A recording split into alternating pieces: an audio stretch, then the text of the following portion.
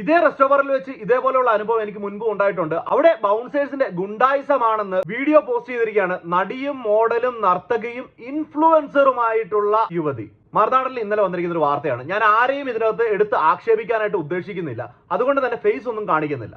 പറഞ്ഞു വന്നത്, കഴിഞ്ഞ ദിവസം നിങ്ങൾ കണ്ടിട്ടുണ്ടോ സിനിമാ നടന്മാരടങ്ങിയിട്ടുള്ള ആളുകൾ കൂടിയ ഒരു ബാറിൽ ഒരു അടി നടന്നതിന്റെ ഒരു വാർത്ത നിങ്ങൾ കുറച്ച് ആളുകളെങ്കിലും കണ്ടിട്ടുണ്ടാവും. ആ ബാറിനെ കുറിച്ചിട്ടാണ് ഈ പറഞ്ഞ ഇൻഫ്ലുവൻസർ പറഞ്ഞിരിക്കുന്നത്. ഞാൻ ഈ വീഡിയോ ചെയ്യുന്നതിന്റെ കാരണം എന്താണെന്ന് വെച്ച് കഴിഞ്ഞാൽ, മറുനാടൻ മാത്രമല്ല ഓൺലൈനിൽ പല ആളുകൾക്കും ഒരു ചിന്തയുണ്ട്. ഇൻസ്റ്റാഗ്രാമിൽ വന്നിട്ട് റീച്ചിന് വേണ്ടി എന്ത് കോപ്രായങ്ങൾ കാണിക്കുന്ന ആളുകളെയും ഇൻഫ്ലുവൻസർ എന്ന് വിളിക്കാമെന്ന്. എന്താണ് ഈ ഇൻഫ്ലുവൻസർ എന്ന വാക്കും കൊണ്ട് നിങ്ങൾ ഉദ്ദേശിക്കുന്നതെന്ന് എനിക്ക് മനസ്സിലാകുന്നില്ല. കണ്ടന്റ് ക്രിയേറ്റ് ചെയ്ത് റീച്ചിന് വേണ്ടിയിട്ട് തുണിയില്ലാതെ ആടുന്നവരെ വരെ ഇൻഫ്ലുവൻസർ എന്ന് വിളിക്കുന്ന നിങ്ങളുടെ സംസ്കാരത്തെ ഞാൻ എന്താണ് പറയേണ്ടത്? ഇതിൽ നിന്നിട്ട് ആരാണ് എന്താണ് ഇൻഫ്ലുവൻസ് ആകേണ്ടത്? ആ താഴെ ഈ കാണുന്ന വീഡിയോ ഞാൻ ഈ ബ്ലർ ചെയ്ത് കൊടുത്തിരിക്കുന്നത് മാത്രമേ ഉള്ളൂ. അത് കയറി കണ്ടു കഴിഞ്ഞാൽ സാധാരണക്കാരായിട്ടുള്ള ആളുകളും കുട്ടികളും വളർന്നു വരുന്ന പുതിയ തലമുറയും എന്താണ് വിചാരിക്കേണ്ടത്?